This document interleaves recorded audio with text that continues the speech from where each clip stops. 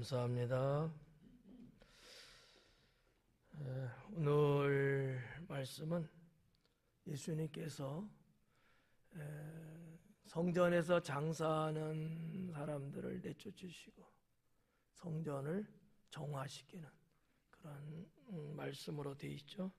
제목을 그래서 성전 청결이라고 붙였습니다.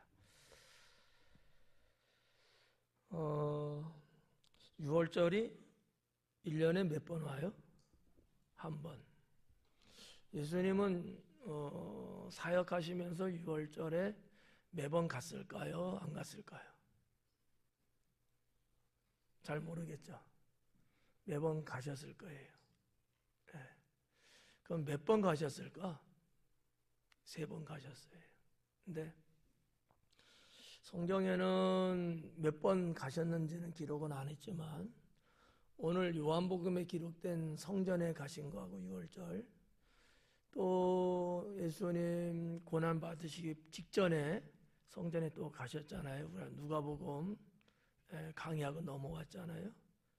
그때는 마지막 예루살렘에 가셨던 때, 그러니까 사역 첫째 해도 가셨고 둘째 해에 대한 기록은 그게 이건지 저건지 모르지만 어떤 가셨고 셋째 3년째 되는 때도 가셨고 이런 여러 가지를 봤을 때 예수님은 유대인으로서 매년 6월절을 지키기도 하셨겠지만 사역하시면서도 6월절 지키는 것은 어기지 않고 가셨다라는 얘기죠. 성도님들이 이 성전을 정화시킨 깨끗하게 하는 이 사건을 잘 모르면 혼동할 수 있어요. 왜냐하면 첫째 해에 갔던 것도 있고 마지막에 갔던 것도 성경에 다 기록됐는데 비슷해 내용이에요. 그래서 그게 그거고 그게 그거고 똑같은 거라고 알고 있는 사람도 적지 않을 거예요. 그러나 두 사건은 다르다. 이렇게 이제 보시면 되고요. 근데 성전에서 일어난 일들은 매우 흡사하고 똑같아요. 여전히 사람들이 성전에서 장사하고 있었다라는 얘기죠. 우리나라 말로 좀 표현하면 명절 오면 우리 장사하시는 분들이 뭘 만났다 그래요? 대목이라고 그래요. 대목. 그죠? 그러니까 성전에서 장사하는 사람들도 아마 그런 마음일 거야. 1년에 한 번 맞이하는 유대인에게서는 최고의 명절이거든요. 그건 대목이지. 그러면 장사해야 돼요? 안 해야 돼요? 장사해서 돈 많이 벌어야죠. 그게 그들의 마음이었을 거다라고 생각돼요. 그들을 두둔하는 건 아니고 그 당시에 그 장사하는 사람들의 마음은 아마 그랬을 거다. 아마 그때 번 돈 갖고 1년을 생활하는지도 몰라요. 왜냐하면 일주일 동안 이게 아마 지속됐을 수도 있어요. 6월절은 하루지만 6월절뿐만 아니라 계속 그 절기는 무교절이라 해갖고 일주일 동안 쭉 진행되거든요. 그래서 아마 적지 않게 수입도 올렸을 거고 이따가도 말씀드리겠습니다만 대제사장도 돈을 꽤나 벌 거고 또 산헤드린 공회의 당직자들도 세금을 많이 걷어들이게 되기 때문에 돈을 많이 벌었을 거다. 그러니 백성들이 오히려 성전에서 장사하는 것을 이 두 부류의 사람들은 어떻게 했을까? 말렸을까? 더 하라고 권장했을까? 권장했을 거예요. 장사를 많이 해야 내가 돈을 더 많이 받을 수 있거든요. 이런 배경을 여러분께 잠깐 말씀드렸습니다. 자, 13절에 보니까 유대인의 유월절이 가까운지라 그래요. 예수님께서 12절에 보니까 가버나움으로 내려가셨으나 거기에 여러 날 계시지는 아니했다 그러잖아요. 이유는 유월절을 지키기 위해서. 일단 가버나움에 가셨고, 아마 가버나움에서 예루살렘 가는 시간, 날짜까지 계산하셨을 거예요. 그래서 유월절이 되기 전에 예루살렘에 들어가셨을 거예요. 그래서 이제 13절이 이제 그거죠. 가까운지라. 유대인의 유월절이 가까운지라. 예수님께서 예루살렘으로 올라가셨더니. 그러니까 유월절 당일날 딱 도착한 게 아니라는 얘기예요. 보다 더 일찍 올라가셨다라는 얘기죠. 어때요? 예수님의 준비성. 우리도 배워야 돼요. 네. 며칠 전쯤 가셨을까? 그건 모르죠. 근데 적어도 하루 이틀 전 정도에는 아마 도착하셨을 것 같다라는 얘기죠. 저는 예수님의 이와 같은 움직임을 보면서 우리 주님은 언제나 이 계획 속에 살기도 하셨지만 그 하나님의 계획을 이루기 위해서 항상 미리 준비하고 챙기시는 그런 것들을 보게 됩니다. 이런 건 우리가 배워야 되지 않느냐. 시간이 막 다 돼가고 그냥 헐레벌떡하고 여유를 두고 우리가 주님의 명절을 지켜야 되는데 전혀 생각지도 않고 엉뚱하게 살다가 허겁지겁 그냥 한다고 막 그러고 이건 좀 그러지 않느냐. 그래서 여러분들이 잘하고 있습니다만은 예배도 시간 딱 돼갖고 들어오는 이거는 성경적으로 볼 때 과연 옳지 않다. 준비된 게 없잖아요. 집에서부터 준비했다고요? 그 정도 신앙이라면 성전에 들어오는 시간을 이미 준비하고 왔어야죠. 모든 게 다 그래요. 예배도 준비해서 드리는 예배, 또 우리가 봉사하고 섬기는 것도 준비하고 하는 거.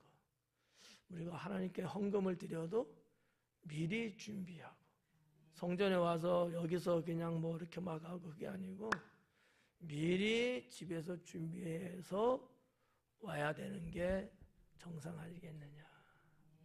이런 말하면 여러분 조금 마음이 조금 걸릴 것 같은데. 그래서 좀 FM대로 이렇게 말하면 좀 그렇지. 정확하게 좀 더 정확하게 세밀하게 말씀을 드리면 여러분이 하나님께 헌금 드리려고 하는 마음 생각이 있을 거 아니에요. 언제 드려야지. 그러면 미리 헌금 봉투를 갖고 가야 돼. 집에서 다 준비해서 와갖고 딱 드리는 거. 오해하지는 마요. 그게 정상 아니겠느냐. 그게 진짜 준비 아니겠느냐는. 물론 집에서 준비하고 와서 여기 와서 봉투에 삽입한다. 이게 나쁘다는 건 아니에요. 준비라는 걸 놓고 볼 때는 그래도 집에서 미리 전날부터 전전날부터 준비해서 드리는 게 맞지 않겠느냐라는 거죠. 저는 어려서부터 그렇게 배웠어요. 또 그렇게 생활했고요. 그래서 이번 주일날은 헌금해야지. 이번 수요일날은 헌금해야지 하면 미리 주일날 빼가고 주일날 할 것은 수요일날 빼가고 이렇게 해갖고 집에서 정말 새 돈이 없으면 헌돈 물 뿌려서 다리미질 해갖고 그래갖고 하나님께 헌금 드리고 그랬던 시절이 있었습니다. 그냥 준비라는 것을 말씀드리려고 드린 거예요. 준비된 것을 하나님은 받으신다라는 거죠. 자, 유월절이라고 나왔어요. 유대인의 유월절이래요. 이 유대인의 유월절 그냥 이렇게 얼핏 보면은 별로 문제는 없어요. 근데 공간복음하고 요한복음하고, 자, 공간복음하면 이제 뭔지 아시죠? 마태복음, 마가복음, 누가복음 이 세 개를 공간복음이라고 말을 해요. 자, 공간복음하고 요한복음이 좀 다르다고 계속 말씀을 드렸죠. 이 유대인의 유월절, 유대인이라고 하는 유다이온이라는 것이 유대인의라는 뜻이거든요. 이 유대인이라는 단어를 공간복음에서는 사용을 안 해요. 아마 한 몇 번 정도? 그것도 요럴 때, 뭐 유대인의 왕으로 오셨다. 요럴 때는 쓰셨어요. 근데 그 외에는 안 썼어요. 근데 요한복음에서는 이 유대인의라는 단어를 약 70 몇 번 정도를 써요. 상당히 많이 쓴 거잖아요. 왜 이렇게 다를까? 그러면 사도 요한은 이 유대인의라는 이 단어를 어떠한 때 많이 이렇게 썼을까? 보면은 대부분 거의 다가 예수님과 대적하는 관계, 그런 사람들로 표현할 때 유대인의라는 단어를 썼다는 거죠. 그냥 평범하게 유대인의 이렇게 쓰지 않았고, 예를 들어서 대제사장, 서기관, 뭐 바리새인 등등 이런 것들을 말할 때 공간복음은 그렇게 말했어요. 요한복음은 유대인의 이런 단어를 많이 썼다는 거죠. 어렵나요? 불필요한 걸 말씀드렸나? 정막이 도네. 그래서 좀 그런 면에 좀 다른데, 여기 보니까 유대인의 유월절이래요. 그러면 이 유월절이라는 것은 누구의 명절이에요? 유대인들의 명절이라는 얘기를 이제 한 얘기죠. 이방인은 사실상 어떻게 보면 관련이 없는 그런 거. 자, 유월절 여러분 잘 아시잖아요. 이 유월절이라는 말이 히브리어로 페사흐라는 단어거든요. 페사흐. 그 뜻이 넘어가다, 이런 거예요. 넘어가다, 이런 뜻인데, 이런 어떤 넘어가다라는 동사적인 그런 의미 말고도, 예를 들어서 뭐 무료, 아니면 뭐 그냥 면제, 또는 그냥 뭐 지나가다, 이런 여러 가지를 또 썼어요. 요즘도 뭐 면제라는 단어들은 쓰잖아요. 우리도 면제받았다, 이런 거. 무료, 돈을 지불하지 않고 그냥 공짜로 얻은 거, 이런 거 같은 그런 어떠한 개념들로 많이 이제 사용을 했죠. 그러니까 이 유월절은 뭐 누가 뭐라고 할지라도 이거는 분명하게 유대인들만의 명절이다, 이제 이렇게 볼 수 있고요. 이 유월절이라는 것을 우리가 놓고 봤을 때 뭐를 기념하는 거냐라는 문제예요. 유월절은 이게 제가 볼 때는 가장 중요하지 않을까. 유대인의 최대의 명절인데 뭐를 기념하는 명절이냐라는 얘기거든요. 이스라엘 백성들이 애굽 종살이에서 구원받아 나오잖아요. 출애굽을 기념하는 절기다라는 얘기죠. 이게 중요해요.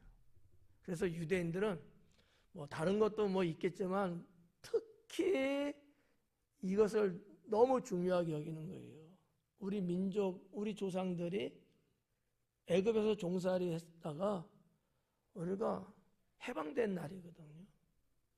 그래서 다른 어떠한 것들을 뭐 이렇게 하다가 어쩌다 멀다가도 이 유월절만큼은 안 지키는 사람이 없다 할 정도로 철저하게 지킵니다.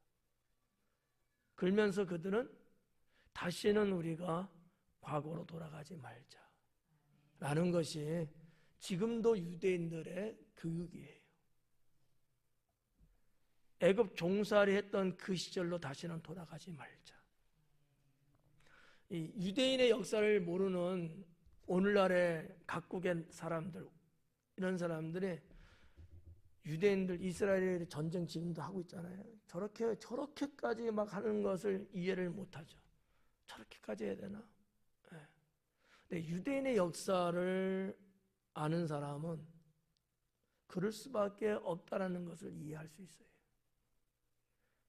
여러분, 우리나라도 뭐 조선시대 이전에는 뭐 말고 근대사에 들어와갖고 일본에 우리도 억압되고 자유를 뺏기고 나라를 뺏기고 살았잖아요. 대한민국 사람이 다시는 일본이나 다른 나라에 주권을 뺏기는 거 과연 상상할 수 있을까요? 상상할 수 없어요. 그런데 나이 드신 분들은 그 시절을 보냈겠지만 저같이 젊은 사람들은 그 시절 몰라. 그래도 어때요? 머릿속에 각인이 돼 있어. 한국 사람은 뭐 일본 뭐 이렇게 어쩌고저쩌고 하면은 막 피가 거꾸로 솟아오르듯이 스포츠 경기를 하더라도 다른 나라한테는 저도 일본 지지 마라 이런 말 하잖아요. 얼마나 여러분 한이 맺혔으면 그랬겠어요. 근데 이스라엘은 그 이상인 거야. 430년. 그러니까 우리나라보다도 한 열 몇 배 정도 될 거 아니겠어요. 이게 아주 철저합니다. 유대인의 유월절이 그래 가까웠어요.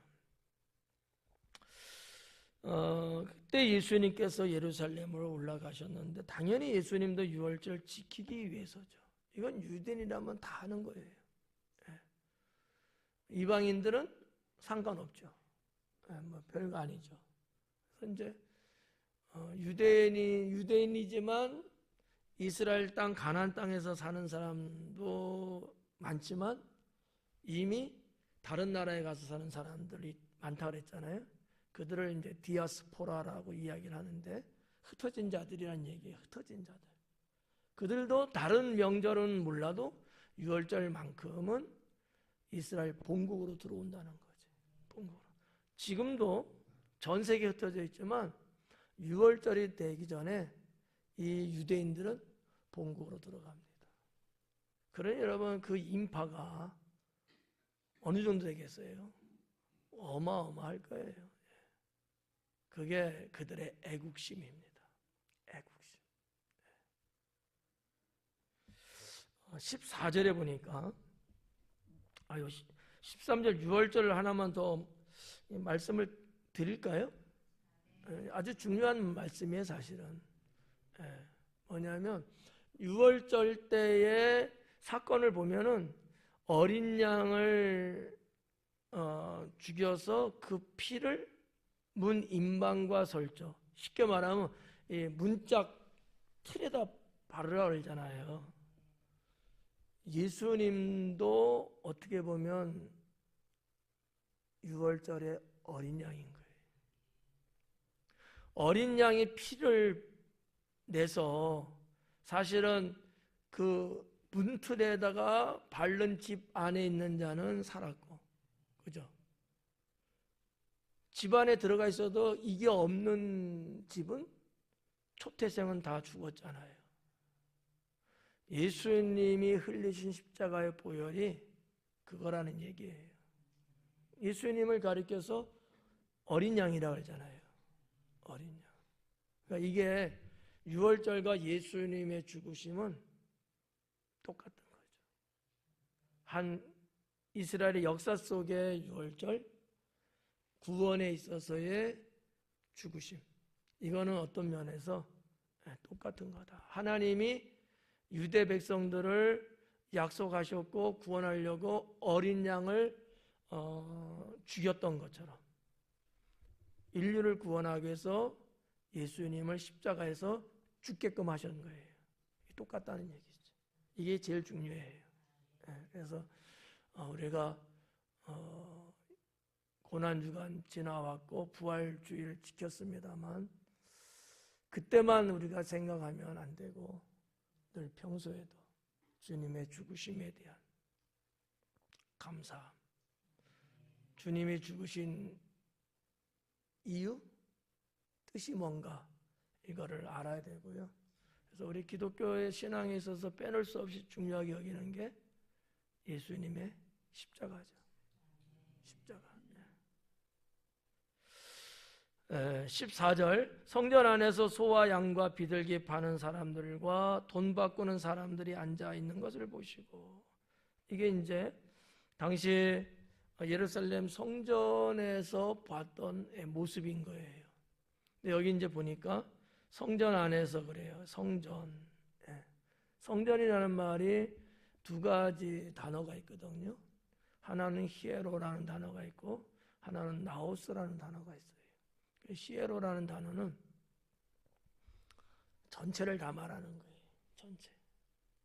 누가복음 때 다 말씀드렸던 건데 기억할 일은 없을 것 같고.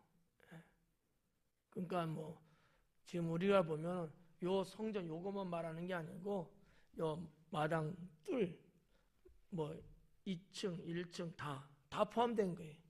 예루살렘이라는 그 성전 그 관내에 있는 모든 건 다 포함된 거예요. 그러면 우리가 뭐 구약 시대 때나 예수님 당시에 보면은 이방인의 뜰도 있고 여인의 뜰도 있고 목자의 뜰도 있고 이런 게 있거든요. 요 지성소와 성소 말고도 저 바깥에 마당에 해당되겠죠. 다 포함된 거 이게.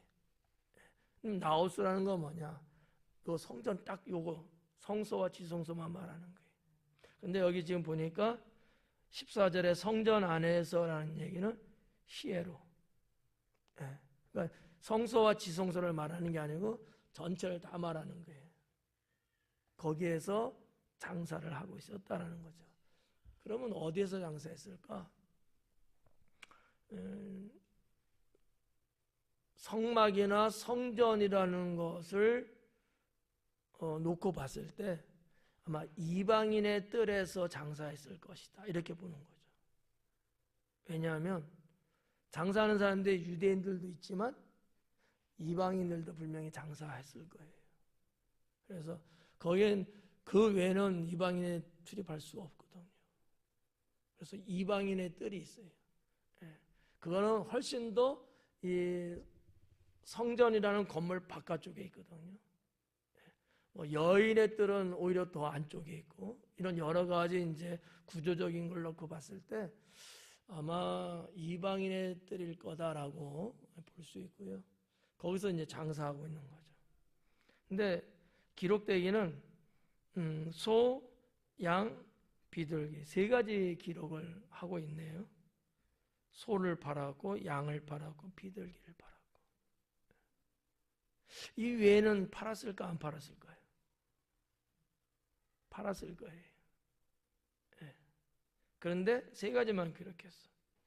자, 구약 성경의 제사법, 하나님이 말씀하신 제사법도 이렇게 보면은 하나님의 소를 드리는 경우도 있고 양을 드리는 경우도 있고 뭐 비둘기를 드리는 경우도 있고 심지어는 곡물, 가루를 드리는 경우도 이렇게 쭉 있거든요. 그럼 왜 그럴까? 이유는 두 가지로 볼 수 있어요. 하나는 하나님 앞에 제사 드리는 제사의 성격에 따라 드리는 제물이 달랐어요. 좀 이 말을 좀 다른 말로 돌려서 말하면 하나님 앞에 지은 죄가 크고 작은 거에 차이가 있을 수 있어요. 또 하나는 제사를 드리는 이스라엘 백성의 뭐랄까 부자냐 가난한 자냐 재산에 대한 차이 때문에 그렇게 또 정하기도 하셨어요.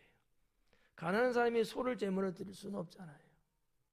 근데 부자가 비둘기를 드릴 수 있을까요? 그럴 수 없는 거예요. 그건 하나님이 정하신 거야. 내가 부자인데 비둘기를 드려.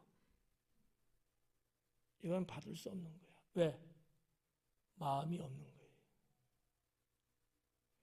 내가 내가 돈 많은 사람이면 하나님께 드리는 헌금도 많이 드리는 거예요.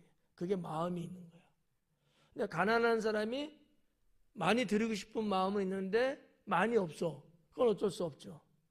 그렇기 때문에 자기 수중에 있는 것 중에서 그래도 가장 최상의 것을 드리는 거죠. 그래서 이제 제사법은 그렇게 되는데 여기 요한도 세 동물을 이렇게 나눠서 기록을 했어요.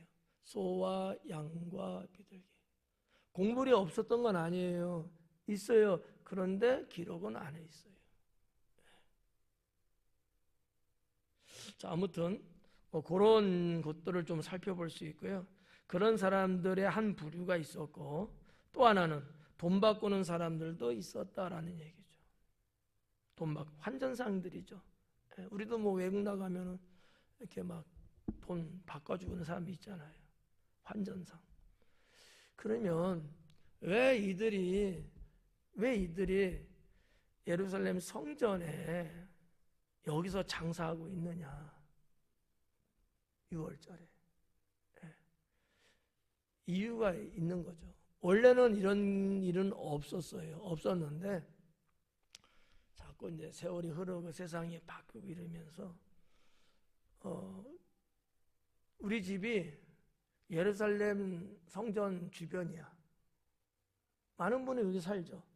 이런 분들은 소와 양과 비둘기를 성전에서 이렇게 파는 사람한테 와서 사갖고 드릴까요? 아니면 자기 집에 있는 걸 가져올까요? 그렇겠죠. 그러면 이 사람들은 장사 안 되잖아. 그럼 이 사람의 장사하는 이유가 뭐예요? 왜 이 사람들은 여기서 장사하는 거예요? 멀리 사는 사람들이 6월절 지키기 위해서 온단 말이에요. 자, 예수님도 어디서 지금 왔어요? 가버나움에서 왔어요. 거기서부터 여러분 소 몰고 올 수 있겠어요? 없단 말이에요. 그래서 성전에서 파는 것을 사다가 제물로 드렸던 거예요. 이런 어떻게 보면 편리성이죠. 이게 그냥 허용이 되는 거예요. 무슨 말인지 어떻게 이해들 하셨어요? 네. 그러니까 이게 어떻게 보면 필요악인 거예요. 옳지는 않은 거야. 근데 6월절을 지키기 위해서 오는 사람들에게는 편리하고 필요한 거 이게. 그러니까 이게 서로가 맞아 떨어진 거지. 그래서 이런 이제 장사하는 사람들이 생겼는데, 그 재물을 파는 장사꾼과 돈을 바꿔주는 환전상들이 이렇게 있잖아요. 이 두 부류예요. 그러면 재물을 파는 장사꾼들이 장사해서 팔고 나면은 세금을 바쳐요. 근데 이걸 누가 받느냐 하면 대제사장이 받아. 누가복음 강의할 때 이 부분은 제가 충분히 설명하고 넘어왔어요. 네. 그러면 돈을 바꾸는 사람들한테서 받는 세금은 누가 걷어들이느냐? 사내들인 공에서 받아요. 대제사장이 이건 예배니까 예배적 개념이니까 대제사장이 받고, 그다음에 환전하는 것은 예배 개념이 아니고 장사의 개념이니까 이거는 사내들이라고 하는 공회에서 그거는 세금을 걷어요. 그러니까 이들에게는 수입원이 되는 거예요. 그들에게는 좋은 일이죠. 돈이 생기는 거니까. 그래서 대제사장이 성전에 장사하는 사람이 들어와서 하는 것을 허용을 했다고 제가 누가복음 강의할 때 말씀드렸는데, 원래는 없었어요. 원래는 기드론 골짜기, 예루살렘 성전 그 동쪽에 골짜기가 있고, 골짜기 지나면 이 감람산이 있거든요. 그쪽에서 장사를 했어요. 거기서 이제 뭐 재물 팔고 환전도. 옛날에는 그렇게 했는데 돈이 안 되잖아. 그래서 성전 안을 끌고 들어온 거지, 대제사장이. 뭐 이런 이제 역사적인 게 있는 거고요. 자, 아무튼 이렇게 하는 것을 요한이 이제 기록을 한 겁니다. 자, 그들을 보시고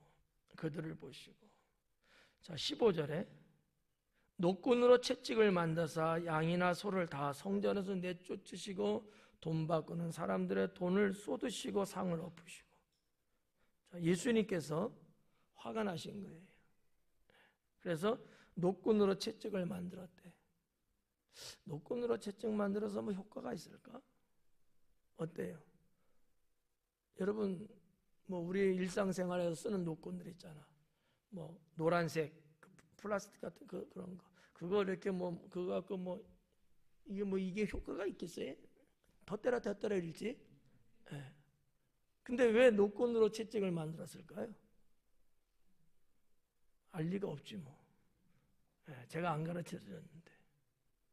이유는 예루살렘 성전에는 무기를 갖고 있을 수가 없어요. 무기로 쓸 수 있는 어떠한 것도 허용이 안 돼요. 그래서 있어봤자 장사꾼들이 사용하는 노끈 같은 거, 이런 끈나풀밖에 없는 거지. 거기 뭐 짝대기도 있고 칼도 있고 막 이러면 그걸 들었을 것 같아.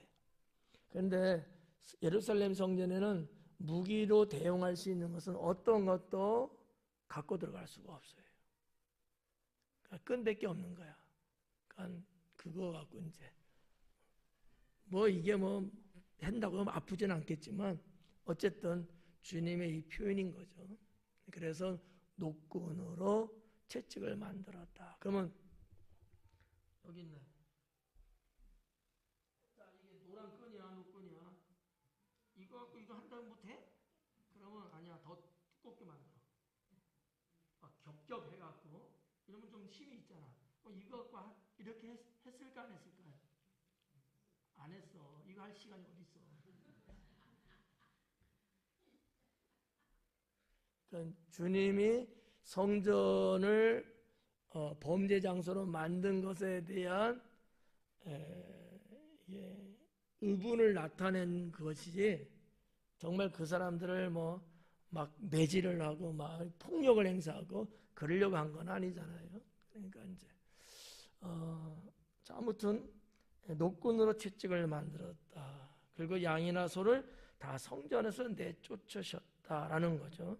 돈 바꾸는 사람들의 돈도 쏟으시고 상도 엎으시고, 이 정도면 뭐 대단한 거예요.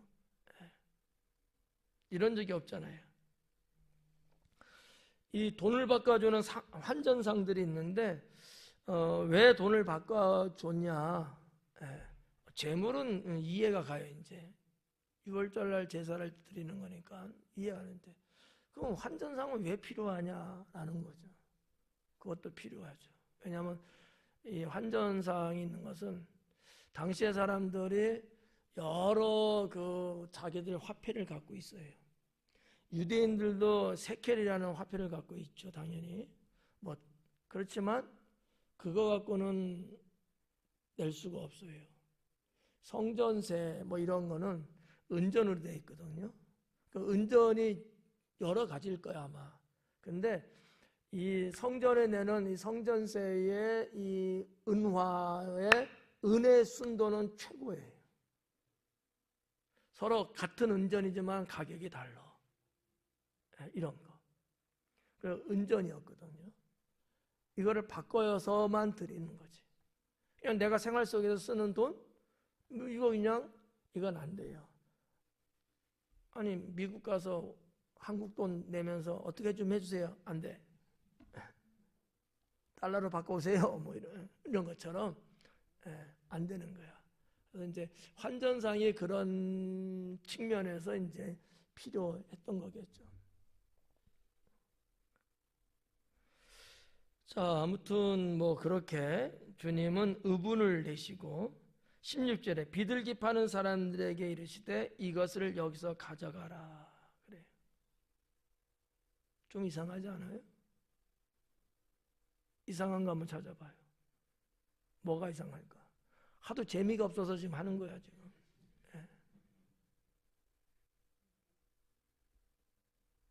모르겠어요?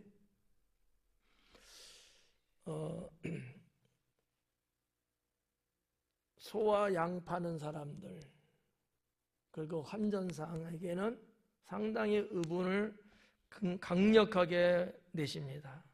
노끈으로 채찍을 만드사 양이나 소를 다 성전에서 내쫓으시고.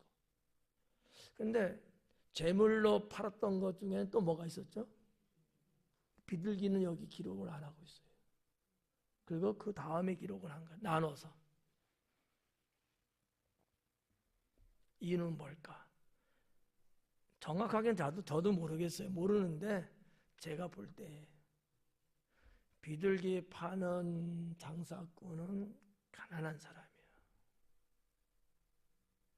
소나 양을 파는 장사꾼은 그래도 부자예요. 근데 비둘기가 팔아 돈 몇 푼 되겠어요? 정말 가난한 사람이 장사를 하는 거예요. 소를 팔고 양을 파는 사람은 밑점 본전이 큰 거야. 이 사람들은. 그렇기 때문에 아마 이렇게 좀 나눠서 하지 않았을까. 주님이 딱 봤을 때도 이 과부가 지금 비둘기 파는 거예요. 과부가 불쌍한 과부가. 소나 양을 파는 자들은 과부는 아마 안 했을 거예요. 그냥 남자들이 돈 좀 꽤나 밑전도 있고 이런 사람들이 이런 어떠한 차이가 있지 않았을까. 예수님의 성품으로 봐갖고는. 그리고 사역하시는 내내 예수님은 이게 가난한 자, 또 과부들, 어린아이들 상당히 불쌍히 여겼거든요. 자비를 베풀고 이런 여러 가지 정황을 봤을 때 요한이 예수님이 한 것을 이렇게 나누어서 기록한 그 의미가 뭘까라고 생각해 볼 때 그러지 않을까 생각을 해봤습니다. 이것을 여기서 가져가라. 내 아버지 집으로 장사하는 집을 만들지 말라 하시니. 아주 독특한 요한의 표현법이에요. 예수님이 하신 말씀을 기록했을 텐데 내 아버지 집이라는 얘기거든요. 나를 포함한 우리의 개념이 상당히 지배적인데 여기에 대해서만큼은 예수님이 내 아버지 집이라는 거지. 이게 의미가 있어요. 하나님과 나의 관계, 아버지와 아들의 관계. 좀 더 우리가 좀 더 나가서 보면은 내가 메시아라고 하는 얘기를 지금 간접적으로 하고 있는 거예요. 이것을 이제 좀 어려운 말로 신학적으로 표현하면 메시아의 자기 계시라고 이렇게 말하기도 하거든요. 제가 목사잖아요. 내가 목사입니다. 이렇게 말을 못해, 안 해. 그리고 목사라는 것을 은근히 다른 쪽으로 우회적으로 이렇게 표현을 할 수도 있잖아요. 그런 거 일종의. 그런 걸 가리켜서 자기 계시 이렇게 이제 말을 쓰거든요. 나를 소개하는 거야. 예수님이 메시아잖아요. 근데 이미 이렇게 사역 초기부터 내가 메시아라는 것을 이렇게 우회적으로 표현하고 있는 거예요. 누가 감히 하나님을 자기 아버지라고 말하는 사람이 있어요? 없어요. 이건 메시아만이 할 수 있는 거거든요. 이미 구약 성경에서 이것은 증명되어 온 거예요. 그래서 당시의 유대인들이 이런 예수님의 말을 들으면서 덜컥했을 거예요. 제 생각이에요. 제 생각이 맞다면. 그냥 어떤 미친놈이 와갖고 우리 장사하는데 못하게 이게 아니라는 얘기예요. 이 자가 도대체 어떤 자길래 이렇게까지 할 수 있을까? 그런 어떠한 생각이죠. 그래서 그 밑에 절에 보면은 그런 얘기가 나와요.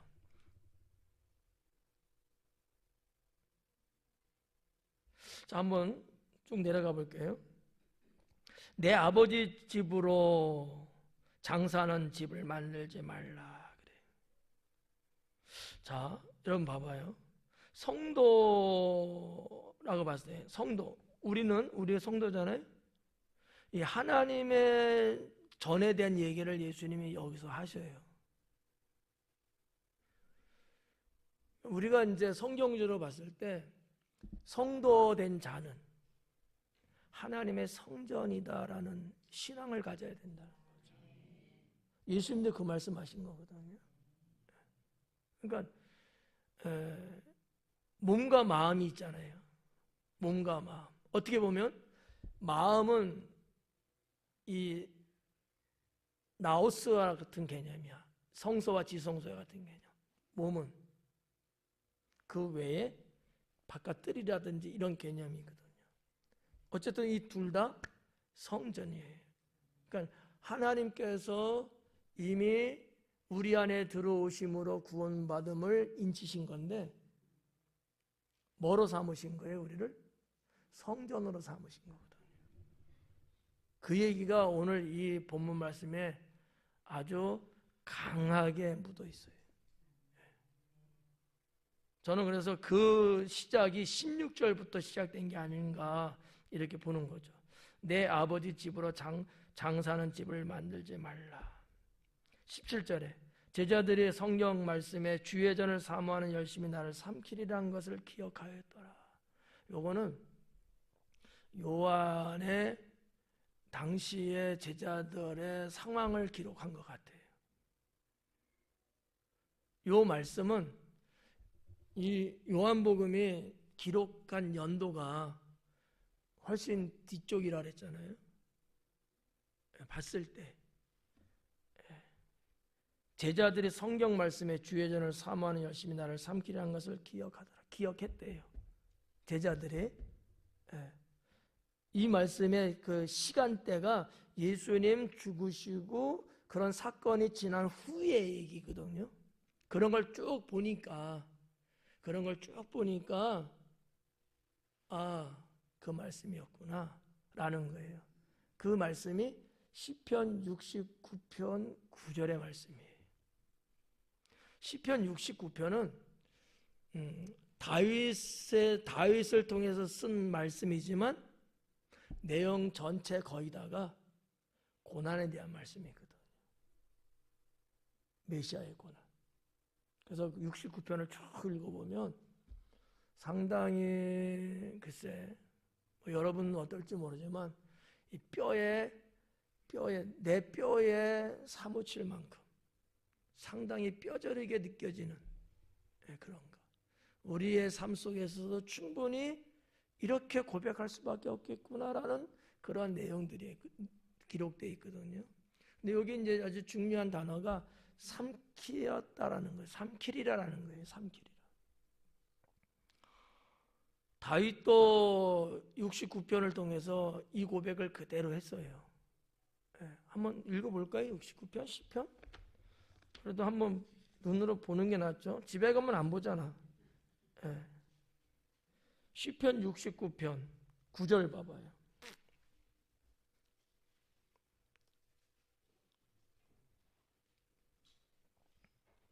시편 69편 9절.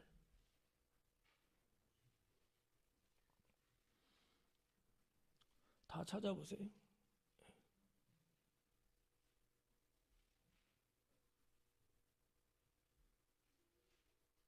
9절이에요.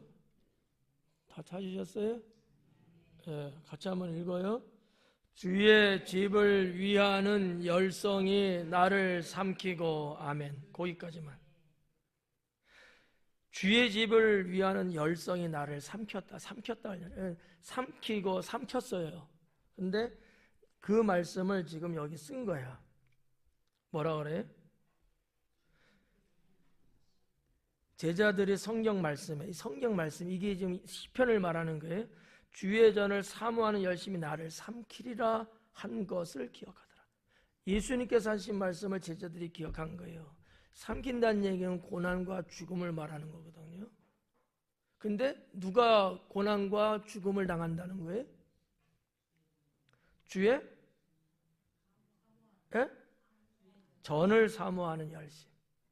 하나님의 성전을 사모하는 열심이 있는 자가 고난받고 죽는다는 얘기야. 오늘날도 마찬가지예요. 주님을 향해서 열심 있는 성도가 고난받고 때로는 환난과 핍박을 받죠. 근데 그거를 두려워해서는 안 된다는 거지. 그렇잖아요. 열심히 안 믿으면요 주변 사람들이 뭐라고 손가락질도 안 해요. 그러니까 시편 말씀에 보면은 다윗의 얘기예요. 다윗도 성전에 대한 열심히 특출났잖아요. 그 일로 인해서 주변 사람들이 다윗을 공격하고 핍박을 하는 거예요. 그 얘기를 쓴 거예요. 이게 메시아에 대한 예언의 말씀들이라는 거죠. 근데 예수님이 이 말씀을 하셨고 그거를 제자들이 몰랐어. 그때는 예수님 고난받기 전에는 몰랐어. 이 말을 무슨 말인지. 근데 세월이 지나서 죽으시고 부활하시고 자기들이 성령 받고 그 후에 아, 예수님이 하신 그 말씀이 이거구나 라는 걸 깨달았어. 왜죠? 당신들도 복음을 전하고 하나님 나라를 삼하고 열심을 다해서 순교에 이르기까지 하는데 거기 뭐 영광이 오고 뭐 찬란한 햇빛 이게 아니고 억압이 오고 환란이 오고 핍박이 오는 거예요. 그 제자들도 순교 다 하잖아요. 자기들이 겪어보면서 예. 오늘날도 마찬가지라는 거죠. 대한민국의 복음을 전해준 선교사님들의 그 열심이 얼마나 특심했어요. 그것 때문에 다 이 땅에서 피를 뿌리고 순교했거든요. 그 얘기예요, 그 얘기. 근데 저는 이제 개인적으로 야, 그러면 이거 나도 삼킴을 당해? 그러면 안 해야지. 이럴 수 있거든요. 고생한다고? 아니, 그렇게 가면 실패한다고? 그러면 당연히 안 하지. 여러분, 자, 여러분이 목회를 위해서 여기 있는 목사를 위해서 기도해 주시잖아요. 성공하라고 기도해 주시는 거예요? 실패하라고 기도해 주시는 거예요? 그렇죠. 근데 제가 실패를 하는 거예요. 그러면 저는 어떻게 돼요? 목회가 실패야. 해야 돼요? 말아야 돼요? 실패라니까? 진짜 실패야. 끝까지 실패인 거야. 그런데 해야 돼요? 말아야 돼요? 왜? 왜 나만 죽이려고 그래? 주님의 뜻이라면 실패를 알면서도 하는 거예요. 그게 신앙이라는 거죠. 저도 성공은 아니야. 실패야. 뭐 우리 교인들이 뭐 몇천 명, 몇만 명 뭐 이런 거 아니잖아. 아니 속속에 있죠? 없나? 없어요? 뭐 자랑할 만큼 와 성공하셨네 목사님. 내가 볼 때는 아니야. 아유 그냥 여기서 그냥 그만둬야 되겠다. 이거는 신앙이 아니라는 거죠. 비록 내가 봐도 남들이 봐도 실패가 분명해. 야 목회를 그따위밖에 못하냐? 목회를 수십 년 했는데 성도들 한 10명 이렇게 앉아있고 평생 그렇게 목회하는 거예요. 그런 분들이 엄청나게 많거든. 대한민국 교회의 80% 이상이 미자리 교회예요. 교회 운영이 잘 안 될 정도로 자립이 안 됐다는 얘기야. 다 실패한 거예요. 그러면 해야 돼요, 말아야 돼요? 하나님의 나를 주의 종으로 부르셔서 하는 목회라면 숫자로 보나 사람의 생각으로 볼 때는 실패이지만 나는 그래도 그 길을 가는 게 맞다라는 거지. 그게 신앙이라는 거죠. 이게 진정한 목회자고 소명자라는 거예요. 다 하나님 불렀다고 해서 다 사람들이 말하는 성공 아니에요. 그러면 스데반은 실패자예요, 성공자예요? 실패잖아요. 세례요한은 어떻고요? 다 실패잖아요. 꽃도 피기 전에 그렇잖아. 하지만 하나님은 거기까지 쓰신 거예요. 이들이 자기의 앞날, 자기의 미래, 자기의 죽음과 고생 알아. 그래도 주님의 뜻이라는 걸 알기 때문에 그 길을 가는 거예요. 우리 성도들도 그래야 된다는 거죠. 여러분이 하나님 나라 백성으로서 구원받았고 천국 가는 것이 하나님의 뜻이라고 믿으셔요? 살면서 때로는 좀 힘들고 어려워도 하나님 믿는 신앙의 길을 가야 돼, 말아야 돼? 아니, 그렇게 가면 힘들다니까. 그래도 가야 돼요?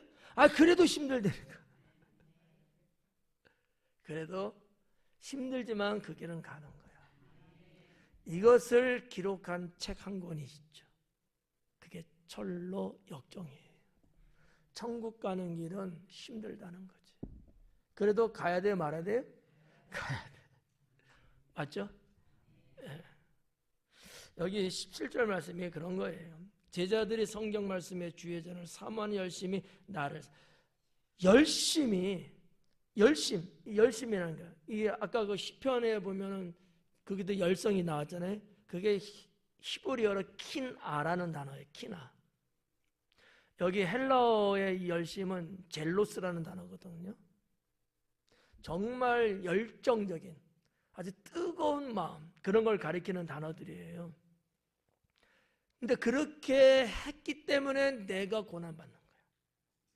내가 주를 위해서 열심히 교회 안에서도 봉사하고 헌신하고 그렇게 신앙으로만 살려고 했는데 때로는 내 주변의 사람들이 그런 나를 핍박하고 모욕하고 따돌림시키고 이런 일이 있을까요, 없을까요? 교회 안에서 있거든요. 그러면 에이, 안 해, 그러면 이래야 돼요? 아니면 그래도 그 열심을 시키지 말고 계속 열심을 품고 가셔야 되는 거예요? 어떤 거예요? 그렇죠. 그게 성경 말씀인 거예요. 예. 우리 믿음의 선진들이 그렇게 살았다는 거죠. 예수님도 그러셨잖아요. 예수님은 당신의 고난 죽음 알고 계셔요. 주님이 그걸 몰라요? 아시죠? 그렇지만 아버지의 뜻이기에 그 길을 가신 거지.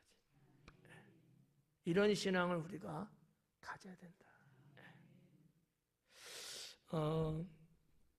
자, 아무튼 18절 이에 유대인들이 대답하여 예수님께 말하기를 네가 이런 일을 행하니 무슨 표적을 우리에게 보이겠느냐? 예수님이 지금 의분을 내셔갖고 지금 막 내쫓고 막 이러는 것을 유대인들이 본 거예요. 여기 지금 18절에서 말하는 이 유대인들이 대답하되 이렇게 나왔어요. 이 유대인들은 누구를 말하는 걸까? 장사했던 사람, 쫓겨난 사람들, 이런 사람들일까? 아니면 다른 사람들일까? 제가 물었을 때는 다른 사람인가 물어봤겠지. 다른 사람들이 그냥 순서가 이렇게 바로 이어져 나와서 그런 거지. 누굴까? 누가 예수님의 그런 것을 기분 나빠하고 그럴까? 누가? 예루살렘 성전의 대제사장 종교 지도자들. 또 하나는 누가 있다 그랬어요? 산헤드린 공회 당사자들. 이제 우리 망했네. 돈이 안 들어오겠네. 도대체 어떤 놈이 와갖고 그러는 거야. 왜냐하면 산헤드린 공회 상해드린 뭐랄까 관청이 예루살렘 성전 안에 하나 있거든요. 거기에 주둔하고 있어요.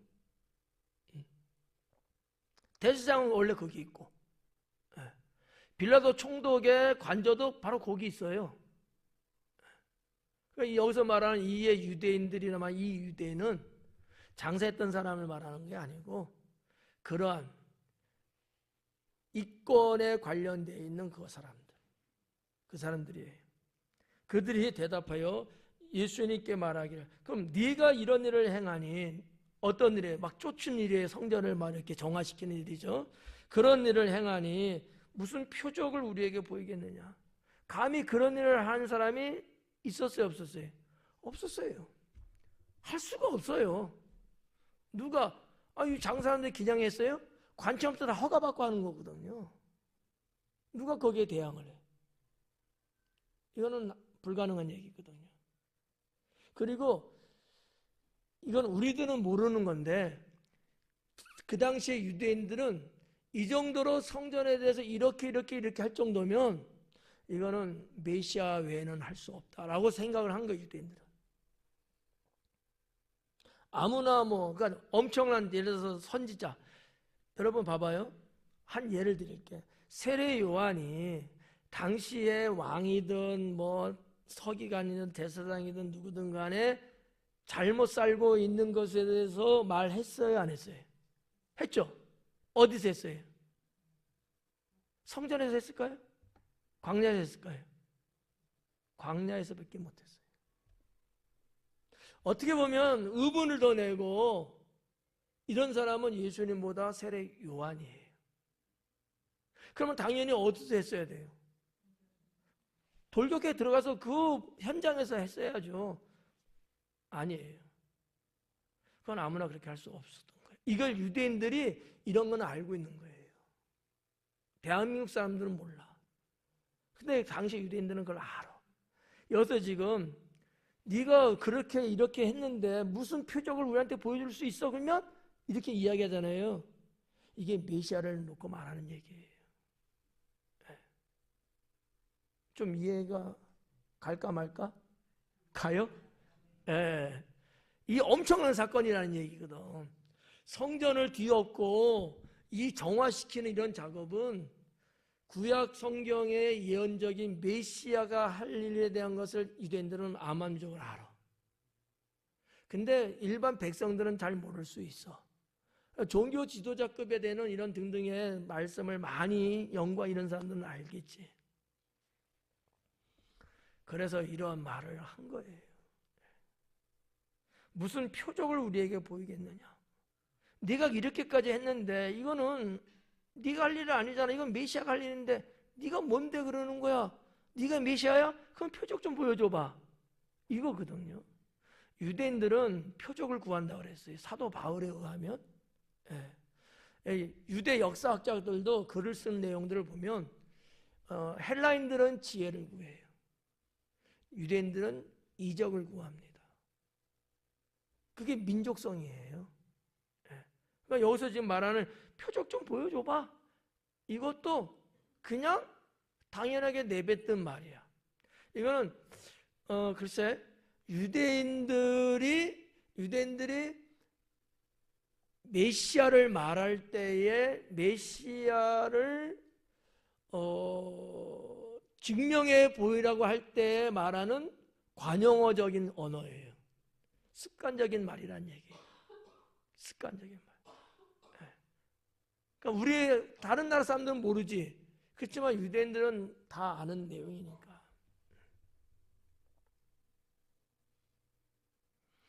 여기에 대해서 19절은 예수님께서 대답하여 이르시되 너희가 이 성전을 헐라 내가 사흘 동안 일으키리라. 야, 표적 보여줘봐. 그러니까 예수님은 성전을 헐어버려라, 파괴해버려라 하는 거야. 파괴해라. 여기서 말하는 이 성전은 나우스로 기록이 되어 있어요. 앞부분에 지금 14절의 성전은 히에로로 기록이 되어 있잖아요. 근데 여기 지금 19절이죠. 19절에서는 나우스라는 단어로 기록이 되어 있어요. 그럼 이 성전은 어디 성전을 말하는 거예요? 마당들 막 이런 게 다 포함된 거예요? 아니죠. 진짜 예루살렘 그 성전, 제사 드리는, 예배 드리는 그 성전, 성소와 지성소, 요 성소를 말하는 거거든요. 너희가 이 성전을 헐라 내가 사흘 동안에 일으키리라. 그랬더니 20절에 유대인들이 이르되 이 성전은 46년 동안 지었거늘. 그래. 이 성전은 46년 동안 지었대요. 근데 사실 아직도 헤롯 성전은 완성되질 않았어요.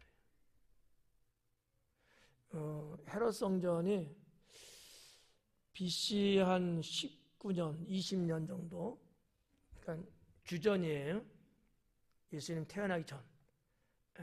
19년 내지 20년에 시작을 해갖고 언제 완공됐냐면 AD 64년에 완공이 돼요. 그러면 거의 84년 정도 걸리는 거예요. 그러니까 예수님 요 때는 지금 64년도 아니잖아요. 그러니까 예루살렘 성전이라는 것이 전체로 볼 때 완공이 안 된 거야. 이 헤롯이 짓는 성전이었거든요.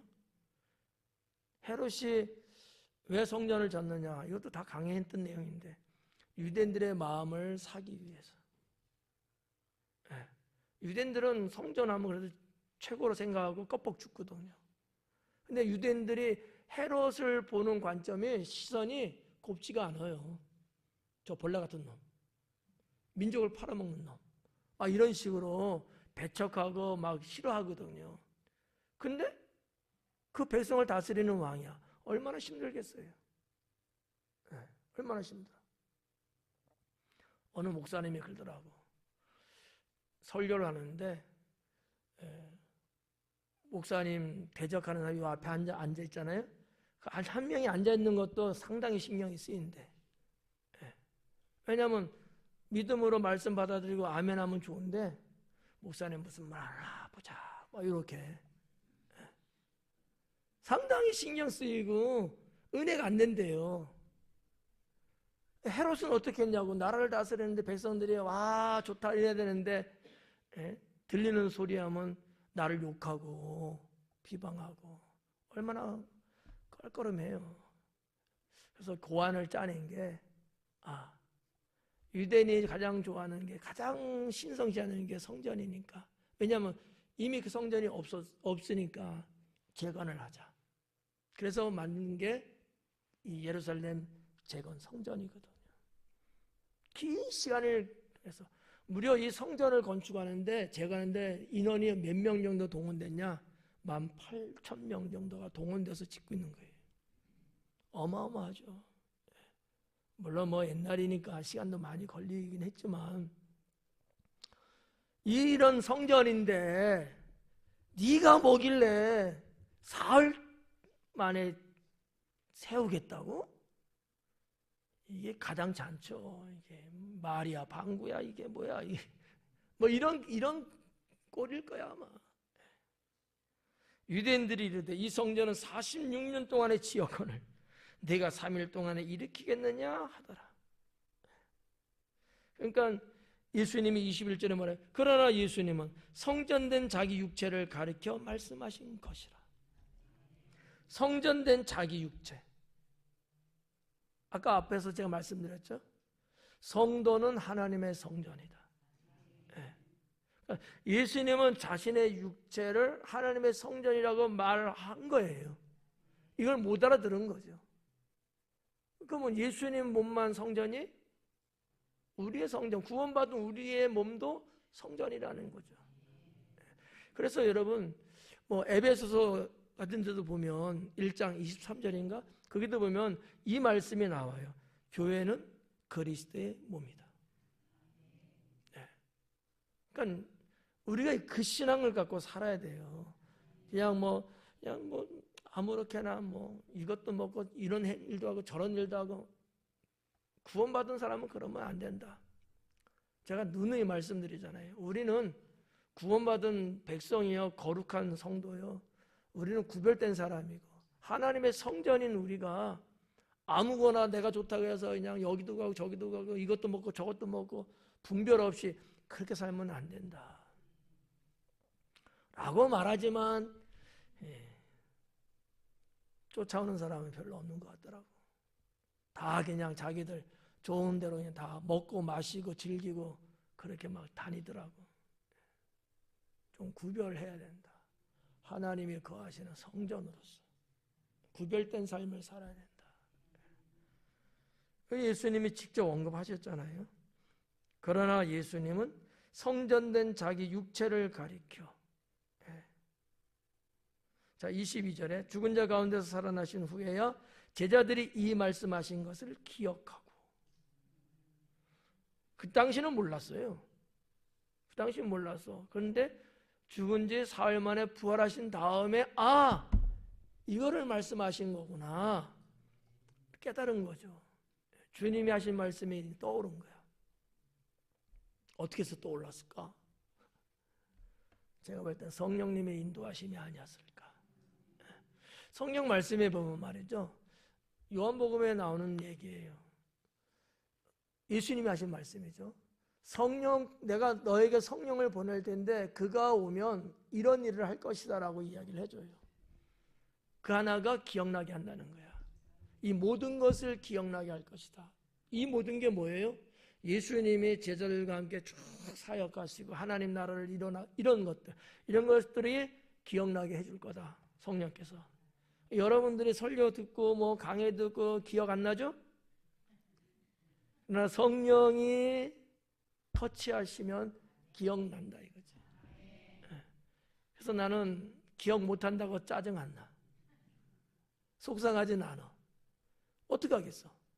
사람의 힘으로는 거기 뱉긴데.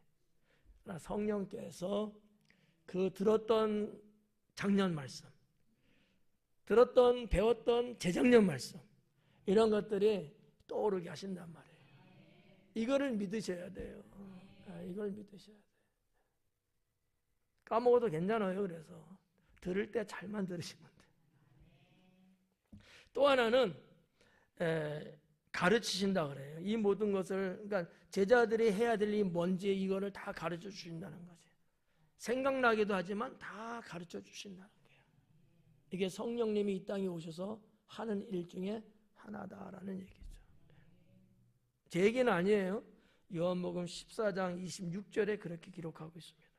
자, 기억하고 말씀하신 것을 기억하고 성경과 예수님께서 하신 말씀을 믿었더라 그래요. 뭐 지금까지는 뭐 이제 예수님 사역 초기니까 뭐 긴가민가 뭐 반신반의하고 막 이러겠죠. 뭐 믿음이 얼마나 생겼겠어요. 이런 하나의 사건을 자꾸 경험하면서 믿음이 조금씩 성장하고 있는 것을 볼 수 있습니다. 아유, 시간 많이 갔네. 하경이가 없으니까. 23절에 6월절에 예수님께서 예루살렘에 계시니 많은 사람이 그의 행하시는 표적을 보고 그의 이름을 믿었으나, 많은 표적을 봤대요. 그 행하시는 표적을 봤대요.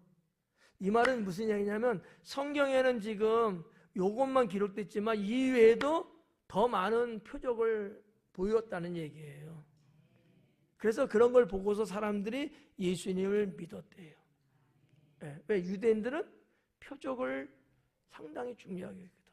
다른 거는 못 믿겠어. 근데 나타난 현상 보니까 오 진짜네 믿는 거예요. 근데 믿었으나 그래요. 24절 뭐라 그래? 예수님은 그의 몸을 그들에게 의탁하지 아니했다. 그들을 신뢰하지 않아요. 그들이 나를 믿는다고 그렇게 좀 따라다니긴 하는데 예수님은 그들을 신뢰하지 않아요. 왜? 그들의 마음을 아시는 주님이에요. 그게 25절이거든요.